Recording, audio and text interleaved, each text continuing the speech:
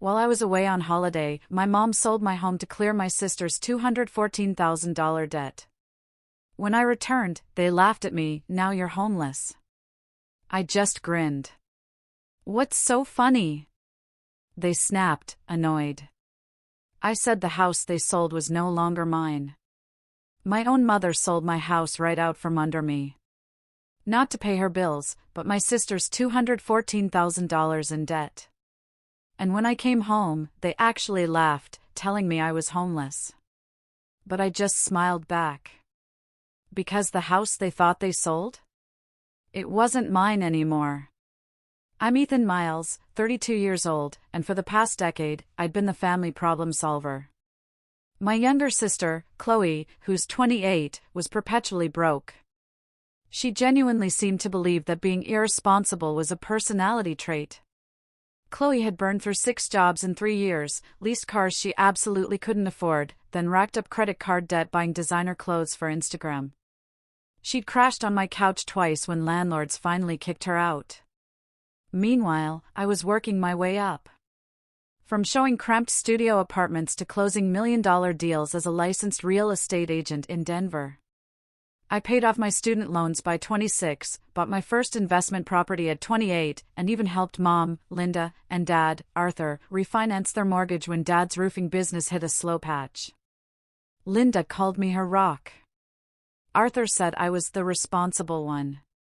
Chloe? She just called me boring and said I needed to loosen up. Honestly, I didn't think much of it. That's just how our family functioned. I fixed things. Chloe created problems. And my parents just pretended everything was fine. Last April, I finally did something just for myself. I booked a week-long vacation to Bora Bora, my first real break in 7 years. No client calls, no family emergencies, just me, the ocean, and a paperback thriller I'd been meaning to read since Christmas. My boss practically forced me to go after I'd skipped 3 vacations in a row to close deals. She told me I was 32, not 62, and that I needed to take the damn vacation. So, I did.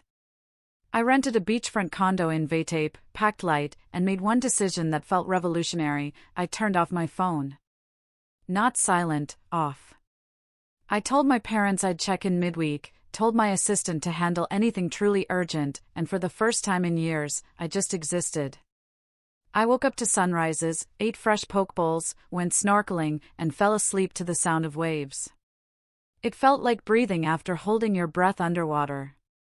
I remember thinking on day 4, lying on a beach towel with salt drying on my skin, that this was what life should feel like. I wasn't checking emails, wasn't solving anyone's crisis, wasn't the family ATM. I was just Ethan, drinking a cold beer and watching the sunset turn the sky pink and orange. On the last day, I turned my phone back on. It took a full minute to load, and when it did, my stomach dropped. 47 missed calls. 63 text messages. 12 voicemails. Most were from Linda, a few from Arthur, and, surprisingly, 3 from Chloe.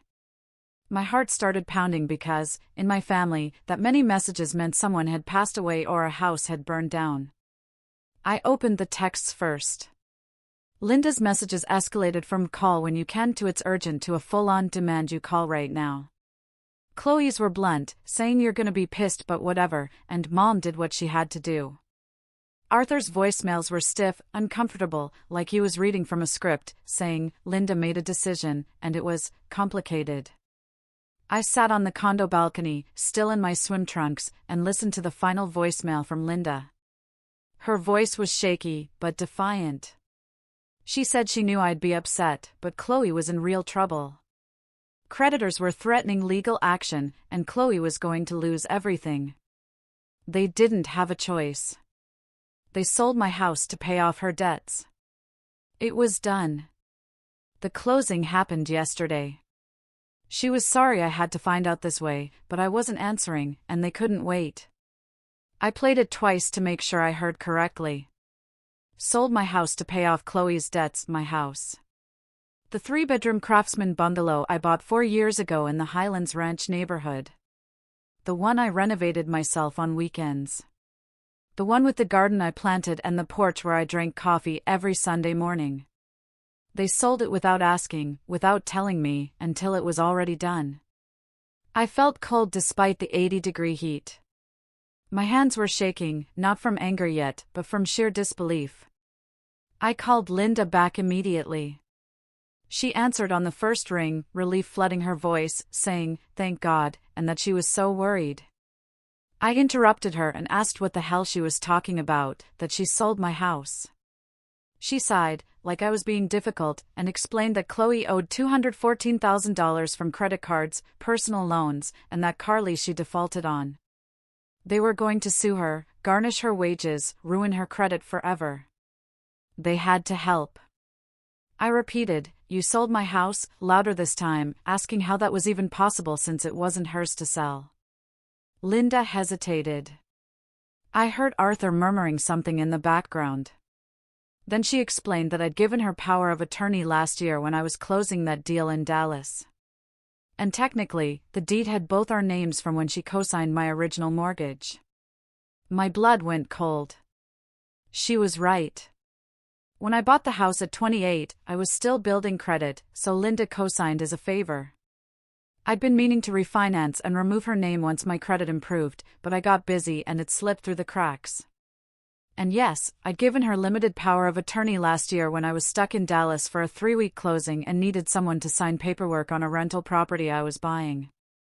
I never imagined she'd use it like this. I tried to stay calm and told her that power of attorney was for one specific transaction and that co-signing didn't give her the right to sell my house without my consent. That was fraud. That was illegal. Linda snapped back, her tone shifting from apologetic to defensive, telling me not to be dramatic. They did what they had to do to save my sister. I'd always been the strong one. I'd bounce back. Chloe wouldn't survive this. I couldn't believe what I was hearing. I asked if I was supposed to lose my home because Chloe couldn't stop buying $1,000 handbags. Linda said coldly that it was done. The buyer already moved in. The money was transferred to pay off Chloe's creditors. I could stay with them until I figured things out. They'd make it work. I hung up. I didn't yell. I didn't argue further. I just ended the call and sat there, staring at the ocean, my mind racing. They sold my house, my home, the place I'd built my life in, and they acted like I should just accept it, like I was some bottomless well of resources they could dip into whenever Chloe screwed up again. I felt a lot of things in that moment: anger, betrayal, shock. But underneath it all was something colder. Clarity. Because they didn't know something I'd set up 6 months ago after Chloe tried to guilt me into co-signing a loan for a business idea that was obviously a scam. I'd gotten smart. I'd protected myself. And the house they sold?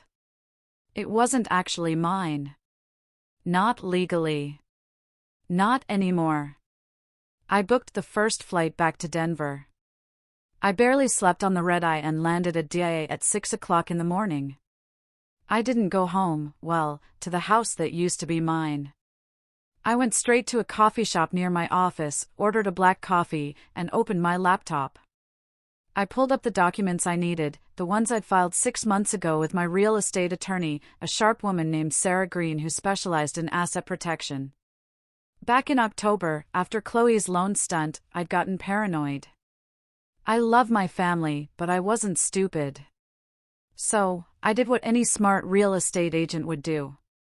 I transferred ownership of my house into an LLC, Willow Pine Holdings LLC, a single-member limited liability company with me as the sole owner and manager.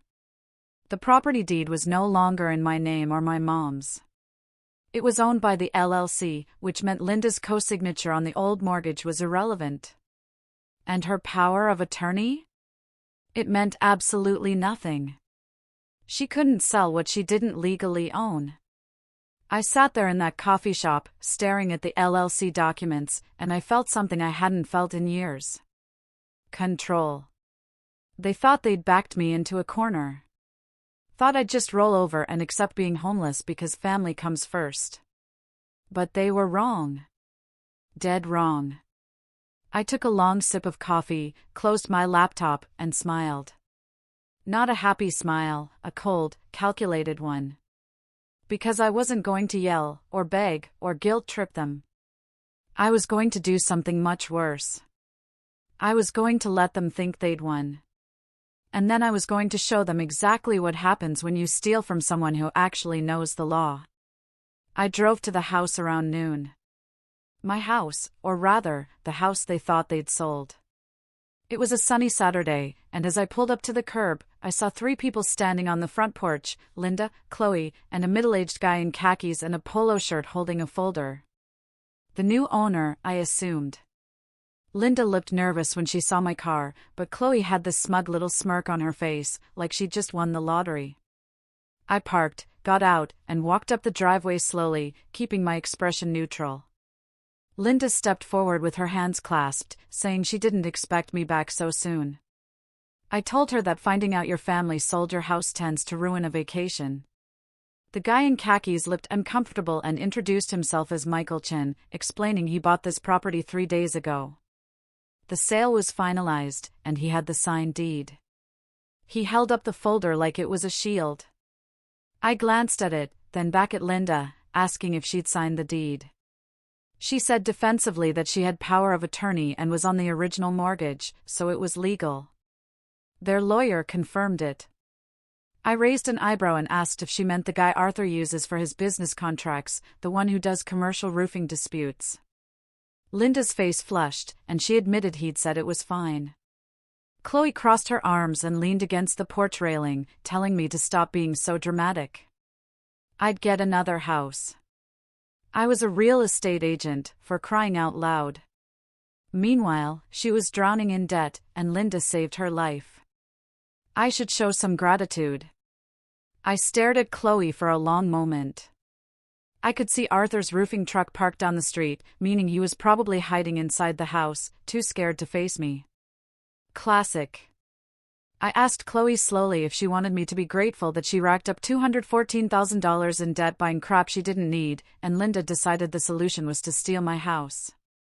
Linda snapped that they didn't steal it. They sold it legally to pay off my sister's debts. I would have done the same thing if I wasn't so selfish. Michael Chen cleared his throat, saying he didn't want to get in the middle of a family thing, but he paid $380,000 for this house. The sale was done. He had the deed, the title, everything. He was sorry if there was confusion, but legally this was his property now. I finally looked at him, and I almost felt bad for the guy. Almost. I asked if he'd hired a title company to process this sale. He said, of course I had. I'm not an idiot. I used First National Title. They did the full title search, confirmed ownership, everything checked out. I asked him who they said owned the property. Michael hesitated, glancing at Linda, then explained the deed showed Ethan Miles and Linda Miles as co-owners. Linda signed on my behalf using power of attorney. It was all verified. I nodded slowly, then pulled out my phone and told him that deed, the one showing me and Linda as co-owners, was 4 years old. It was outdated. 6 months ago, I transferred ownership of this property into a limited liability company called Willow Pine Holdings LLC. The current legal owner of this house wasn't me. It wasn't my mom. It was the LLC, which meant the deed he signed was worthless.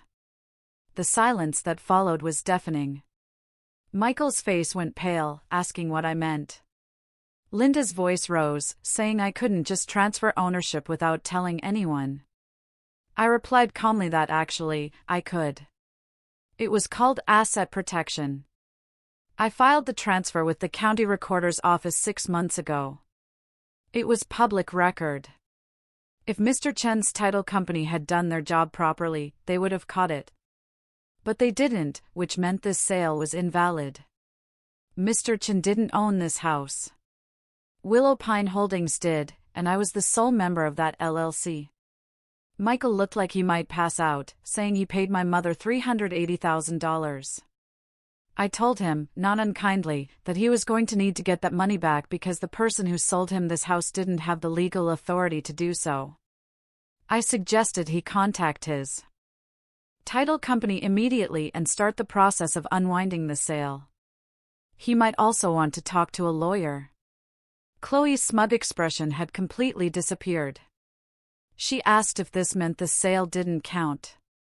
I said, nope, popping the P for emphasis. It didn't count, because you can't sell what you don't own. Linda's face turned red, calling this ridiculous and asking if I was going to let my sister lose everything over a technicality. I repeated the word back at her, my voice finally rising. This wasn't a technicality. You committed fraud. You sold property you didn't own, using power of attorney you didn't have the right to use. If Mr. Chen wanted to, he could sue you for every penny he gave you, and he'd win. Michael Chen was already on his phone, frantically dialing, saying he needed to speak to his lawyer now. He walked off toward his car, shouting into his phone about title insurance and legal action. Chloe looked at Linda, panic creeping into her voice, asking what this meant. If the sale didn't count, did she have to pay the money back? Linda didn't answer. She just stared at me like I'd betrayed her, saying I couldn't do this. Chloe would be sued. She'd lose everything. I said coldly that she already lost everything. That's why we were in this mess. And now they'd dragged an innocent buyer into their scheme, and they'd committed fraud. Congratulations. Chloe shouted that this was my fault. If I just helped her in the first place, none of this would have happened. I laughed. Actually laughed. I told Chloe I'd been helping her my entire adult life. I co-signed her first apartment lease. I paid her car insurance when she was unemployed. I lent her $5,000 for that business idea she never paid back. I'd been her safety net for a decade. And this was how she repaid me, by letting Linda sell my house. Chloe yelled that they didn't think I'd care this much. It was just a house. I roared back that it was my house. And both of them flinched. I took a breath, forced myself to calm down, and told them what was going to happen. I was going to contact my attorney. She was going to send them both a cease and desist letter. If they tried to contest the LLC transfer, if they tried to claim any ownership of this property, I would bury them in legal fees. And Mr. Chen was going to sue them for fraud, and he was going to win because they sold him property they didn't own. So whatever money they used to pay off Chloe's debts, they better hope they could get it back, because they were going to need it. Linda's eyes filled with tears, saying, "We're family." I said quietly that family doesn't steal from each other, and they weren't sorry they did it. They were sorry they got caught. I turned and walked back to my car. Behind me, I heard Chloe shouting something, and Linda was crying, but I didn't stop. I didn't look back. I got in my car, started the engine, and drove away. My hands were shaking. My heart was pounding. But underneath all of it, I felt something I hadn't felt in years, free. I went straight to Sarah Green's office. She was in on a Saturday because real estate attorneys in Denver don't really get weekends off. I laid out everything, Linda's fraudulent sale, Michael Chen's invalid deed, Chloe's debts, all of it. Sarah listened, made notes, and when I finished, she leaned back in her chair and smiled. She said this was the cleanest case of attempted title fraud she'd ever seen. My mom didn't have a leg to stand on. The LLC transfer was rock solid. We'd file a quiet title action to officially confirm Willow Pine Holdings as the rightful owner, send a demand letter to Linda and the buyer, and within 30 days, this whole mess would be resolved. I asked what would happen to the buyer. Sarah explained he'd get his money back through title insurance. That's what title insurance was for, situations exactly like this. He'd be made whole, and his insurance company would go after Linda to recover the funds. She was the one who was going to be on the hook. I nodded slowly and said, "Good." Sarah's tone softened, and she asked if I was okay. This was my family, after all. That had to be hard. I thought about it for a moment, then shook my head. I told her I thought it would be, but honestly, I felt lighter than I had in years. Over the next 2 weeks, everything unfolded exactly as Sarah predicted. Michael Chen's title insurance company confirmed the sale was invalid and refunded his $380,000. They then filed a claim against Linda to recover the funds, but since she'd already transferred the money to Chloe's creditors, she didn't have it. The insurance company threatened legal action, and Arthur had to take out a second mortgage on their house to pay it back.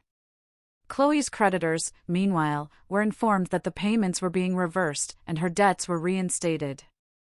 She was right back where she started, except now she'd burned every bridge with me. Linda called me 17 times in those 2 weeks. I didn't answer. Chloe sent texts ranging from apologetic to furious. I blocked her number. Arthur finally showed up at my office looking exhausted and ashamed. He said quietly that Linda was a wreck and she didn't mean for it to go this way. I said flatly that she meant to steal my house. The only thing she didn't mean was to get caught. Arthur asked if we could work this out, saying, "We're family." I looked at him for a long moment. This man who taught me how to throw a baseball and change a tire, and I felt nothing. No anger, no love, just indifference. I told him he stood by and let her do it. He didn't call me, didn't warn me, didn't stop her. He was just as guilty. He left without another word. And that was it. The legal battle was over. The house was officially, irrevocably mine again. And my family? They were strangers now. You'd think that would be the end of it. But with my family, nothing is ever that simple. Over the next month, the calls kept coming. Not from Linda or Chloe, they'd finally gotten the message, but from aunts, uncles, cousins, people I barely talked to, suddenly very concerned about family unity. My Aunt Susan called me at work one afternoon, her voice dripping with passive-aggressive sympathy, saying Linda was devastated and only wanted to help Chloe. Didn't I think I was being a little harsh? I told her Linda committed fraud, and if I'd done that to a client, I'd lose my license and go to jail. Susan insisted that family forgives. I said family also doesn't steal from each other and hung up. My Uncle Mark tried the guilt trip approach, saying Arthur's health wasn't great and all this stress.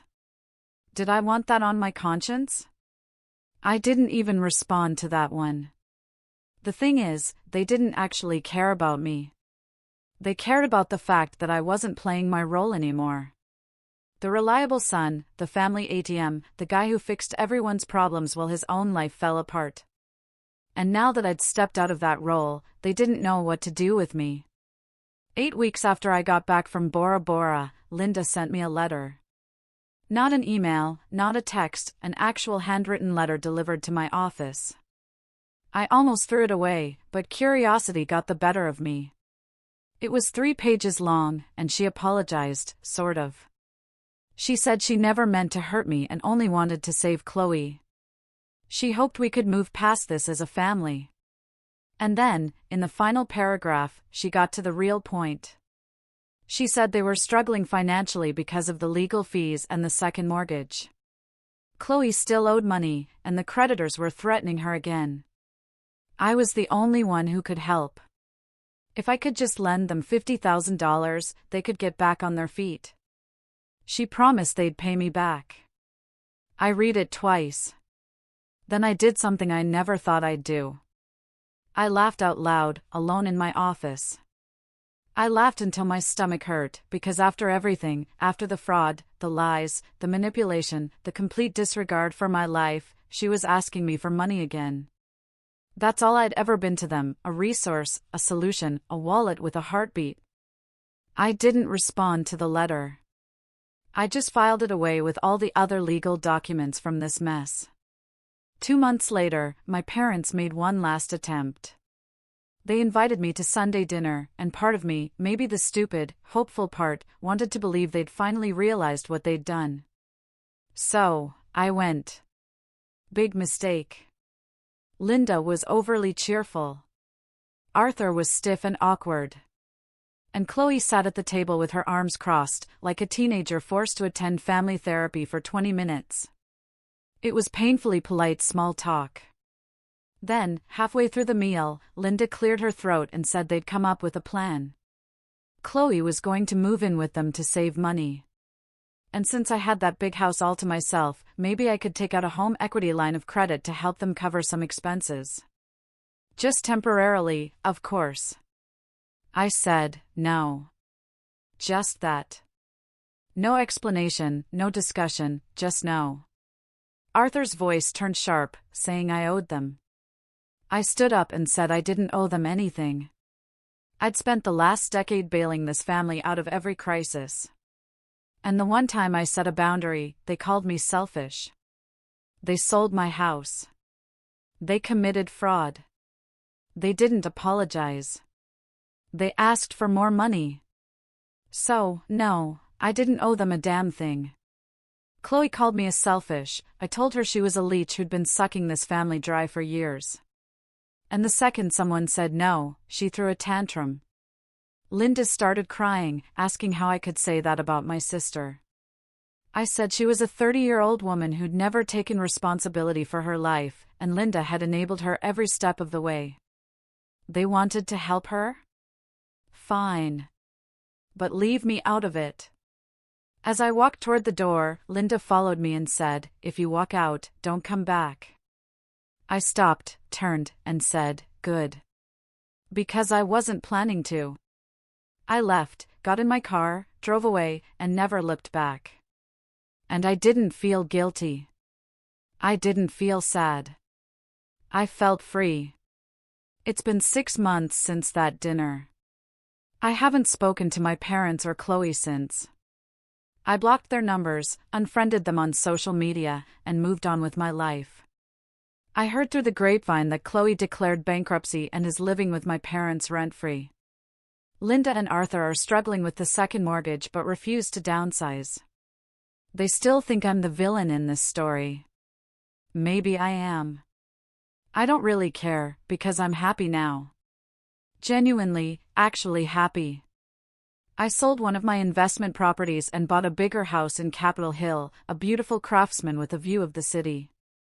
I wake up every morning, make coffee, and sit on my porch watching the sunrise. I don't check my phone for crisis messages. I don't worry about whose problem I'm going to solve today. I just live. I started dating someone, joined a hiking group, and even took a weekend trip to Austin just because I felt like it. Little things, normal things, things I never had time for when I was busy being everyone's emergency contact. And I don't miss them.